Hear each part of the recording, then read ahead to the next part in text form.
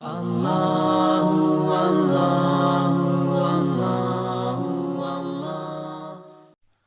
سورہ مومن کی آیت نمبر 38 سورہ مومن کا 5واں رکوع اور 24ویں پارے کا 10واں رکوع۔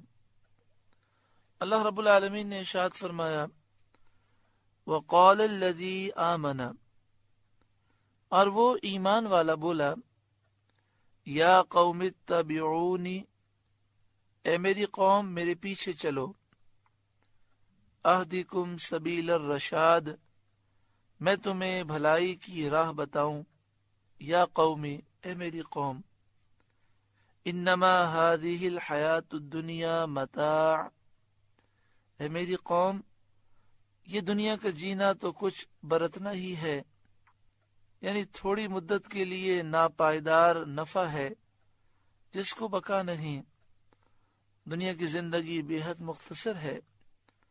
وَإِنَّ الْآخِرَةَ هِيَ دَارُ الْقَرَارِ، اور بے شک وہ پچھلا ہمیشہ رہنے کا گھر ہے۔ مراد یہ ہے کہ دنیا فانی ہے اور آخرت باقی ہے، ہمیشہ رہنے والی ہے، لہذا جنت کی نعمتیں چھوڑ کر دنیا کی ذلیل دولت کی خاطر، ذلیل دنیا کی خاطر گناہ کرنا، کفر اختیار کرنا اور تباہ و برباد ہونا کتنی بڑی نادانی ہے۔ اس کے بعد نیک اور بد اعمال اور اس کے انجام بتائے۔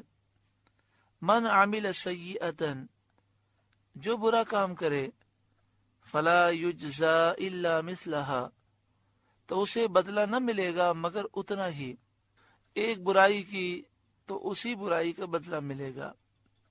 لیکن نیکی کا معاملہ یہ، ایک نیکی کی تو صرف ایک نیکی کا صلہ نہیں ملے گا، بلکہ اللہ تعالیٰ اس نیکی کو بڑھائے گا، ایک کے بدلے 10 نیکیاں لکھی جائیں گی۔ بعض لوگوں کے لیے نیکیوں میں مزید اضافہ ہوگا، ایک کے بدلے 700 تک، اور جس کے لیے اللہ تعالیٰ چاہے اس میں بھی اضافہ فرمائے گا۔ وَمَنْ عَمِلَ صَالِحًا مِّن ذَكَرٍ أَوْ أُنثَىٰ وَهُوَ مُؤْمِنٌ، اور جو اچھا کام کرے، مرد خواہ عورت اور ہو مسلمان، یعنی مرد ہو یا عورت کوئی اچھا کام کرے لیکن ہو مسلمان، کیونکہ اعمال کی مقبولیت ایمان پر موقوف ہے، عقیدہ درست ہونا چاہیے۔ فَأُولَٰئِكَ يَدْخُلُونَ الْجَنَّةَ، تو وہ جنت میں داخل کیے جائیں گے، پس یہی لوگ جنت میں داخل ہوں گے۔ يُرْزَقُونَ فِيهَا بِغَيْرِ حساب، وہاں بے گنتی بے حساب رزق پائیں گے، یہ اللہ تعالیٰ کا بڑا فضل ہے۔ وَيَا قَوْمِ، اور اے میری قوم، مَا لِي أَدْعُوكُمْ إِلَى النَّجَاةِ، مجھے کیا ہوا میں تمہیں بلاتا ہوں نجات کی طرف، جنت کی طرف، میں تمہیں ایمان کی اور اللہ کی عبادت کی تلقین کر کے جنت کی طرف بلاتا ہوں۔ وَتَدْعُونَنِي إِلَى النَّارِ، اور تم مجھے بلاتے ہو جہنم کی طرف، یعنی تم مجھے کفر اور شرک کی دعوت دے کر جہنم کی طرف بلاتے ہو۔ تَدْعُونَنِي لِأَكْفُرَ بِاللَّهِ وَأُشْرِكَ بِهِ مَا لَيْسَ لِي بِهِ عِلْمٌ، مجھے اس طرح بلاتے ہو کہ اللہ کا انکار کروں اور ایسے کو اس کا شریک کروں جو میرے علم میں نہیں۔ وَأَنَا أَدْعُوكُمْ إِلَى الْعَزِيزِ الْغَفَّارِ، اور میں تمہیں عزیز غفار رب کی طرف بلاتا ہوں، اور میں تمہیں اس عزت والے بہت بخشنے والے کی طرف بلاتا ہوں۔ لا جرم، آپ ہی ثابت ہوا، یقیناً، انما تدعوننی الیہ لیس له دعوت فی الدنیا ولا فی الآخرہ، کہ جس کی طرف مجھے بلاتے ہو اسے بلانا کہیں کام کا نہیں، دنیا میں نہ آخرت میں، یعنی تم مجھے بت کی طرف بلاتے ہو، بت کو بلانا کسی کام کا نہیں، دنیا میں بھی اور آخرت میں بھی، کیونکہ بت جو ہے وہ جماد ہے، بے جان ہے، پتھر ہے۔ وَأَنَّ مَرَدَّنَا إِلَى اللَّهِ، اور یہ ہمارا پھرنا اللہ کی طرف ہے، وہی ہمیں جزا دے گا۔ وَأَنَّ الْمُسْرِفِينَ هُمْ أَصْحَابُ النَّارِ، اور یہ کہ حد سے گزرنے والے ہی جہنمی ہیں، یعنی جو کافر ہیں وہی ہمیشہ جہنم میں رہیں گے۔ فَسَتَذْكُرُونَ مَا أَقُولُ لَكُمْ، تو جلد وہ وقت آتا ہے کہ جو میں تم سے کہہ رہا ہوں اسے تم یاد کرو گے، یعنی جب عذاب نازل ہوگا، نزول عذاب کے وقت تم میری نصیحتیں یاد کرو گے، اور اس وقت کا یاد کرنا کچھ کام نہ دے گا، کچھ فائدہ نہ دے گا۔ یہ سن کر ان لوگوں نے اس مرد مومن کو دھمکایا کہ اگر تو ہمارے دین کی مخالفت کرے گا تو ہم تیرے ساتھ برے پیش آئیں گے۔ اس کے جواب میں اس مرد مومن نے کہا، وَأُفَوِّضُ أَمْرِي إِلَى اللَّهِ، میں اپنے کام اللہ کو سونپتا ہوں۔ إِنَّ اللَّهَ بَصِيرٌ بِالْعِبَادِ، بے شک اللہ بندوں کو دیکھتا ہے۔ اللہ تعالیٰ بندوں کے اعمال اور احوال کو جانتا ہے۔ پھر وہ مرد مومن ان میں سے نکل کر پہاڑ کی طرف چلا گیا اور وہاں نماز میں مشغول ہو گیا۔ فرعون نے 1000 فوجی اس کی تلاش میں بھیجے۔ اللہ تعالیٰ نے درندے اس کی حفاظت پر مامور کر دیے۔ جو فرعونی اس کی طرف آیا درندوں نے اسے ہلاک کیا، اور جو واپس گیا اس نے فرعون سے حال بیان کیا۔ فرعون نے یہ سوچا کہ یہ حال مشہور نہ ہو جائے، تو فرعون نے باقی بچ جانے والوں کو بھی سولی پر لٹکا دیا، انہیں بھی اس نے موت کی سزا دے دی۔ اس آیت کریمہ میں ہے وَأُفَوِّضُ أَمْرِي إِلَى اللَّهِ، میں اپنے کام اللہ کو سونپتا ہوں۔ جب بھی کوئی ایسا معاملہ ہو انسان دل سے کہے وَأُفَوِّضُ أَمْرِي إِلَى اللَّهِ، میں اپنا معاملہ اللہ کے سپرد کرتا ہوں، میں اپنے کام اللہ کو سونپتا ہوں، غیبی مدد ہوتی ہے۔ بہت ہی پیارا وظیفہ ہے۔ یہ سورہ مومن کی آیت نمبر 44 میں ہے، اسے یاد کر لیں۔ وَأُفَوِّضُ أَمْرِي إِلَى اللَّهِ، میں اپنا معاملہ اللہ کے سپرد کرتا ہوں۔ انشاءاللہ جب دل سے کہیں گے تو ہر مشکل آسان ہوگی اور اللہ تعالیٰ غیب سے مدد فرمائے گا۔ فَوَقَاهُ اللَّهُ سَيِّئَاتِ مَا مَكَرُوا، تو اللہ نے اسے بچا لیا ان کے مکر و فریب کی برائیوں سے۔ اور اس مرد مومن نے حضرت موسیٰ علیہ السلام کے ساتھ ہو کر نجات پائی، حالانکہ وہ فرعونی قوم میں سے تھا، لیکن چونکہ ایمان لے آیا، جس طرح بنی اسرائیل کو اللہ تعالی نے نجات دی، اس مرد مومن کو بھی نجات عطا فرمائی۔ وَحَاقَ بِآلِ فِرْعَوْنَ سُوءُ الْعَذَابِ، اور فرعون والوں کو برے عذاب نے آ گھیرا۔ دنیا میں تو یہ عذاب کہ وہ فرعون کے ساتھ غرق ہو گئے، فرعون بھی غرق ہوا، فرعونی بھی غرق ہوئے، اور آخرت میں جہنم کا عذاب ہے۔ النار یعرضون علیہا غدوا وعشیا، آگ جس پر صبح و شام پیش کیے جاتے ہیں، یعنی آگ میں فرعونی جلائے جاتے ہیں۔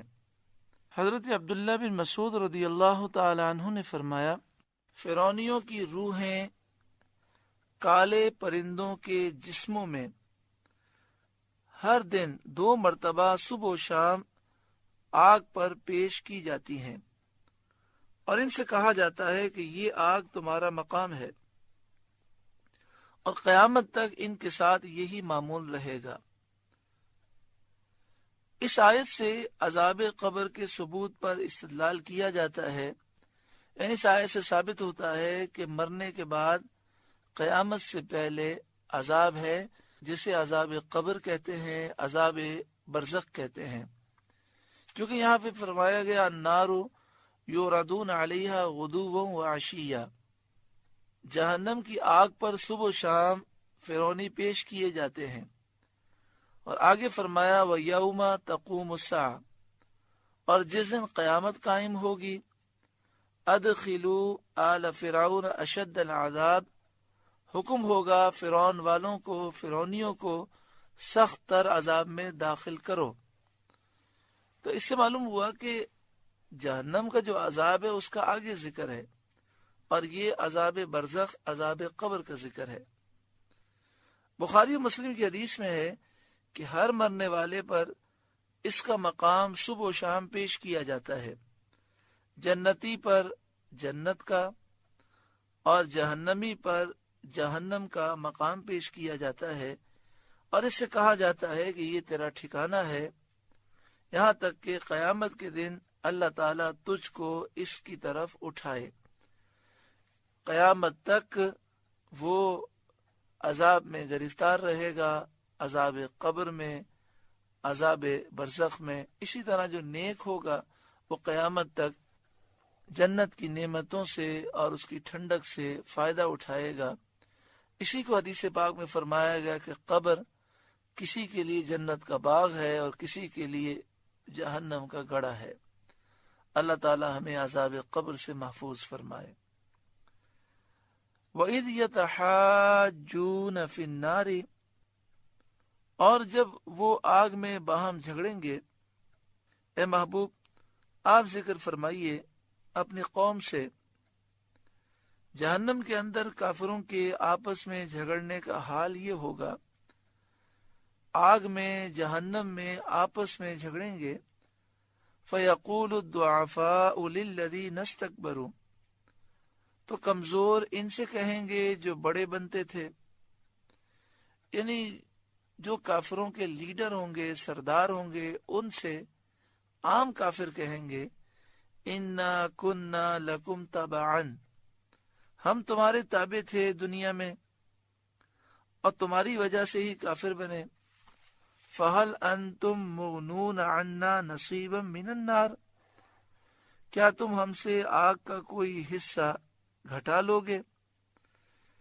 یعنی ہم نے تمہارا کہنا مانا، تمہاری وجہ سے ہم جہنم میں گئے، تو کیا یہ ممکن ہے کہ تم ہماری تکلیف میں سے کچھ حصہ کم کر دو، ہم سے کچھ آگ کا حصہ تم کم کر دو؟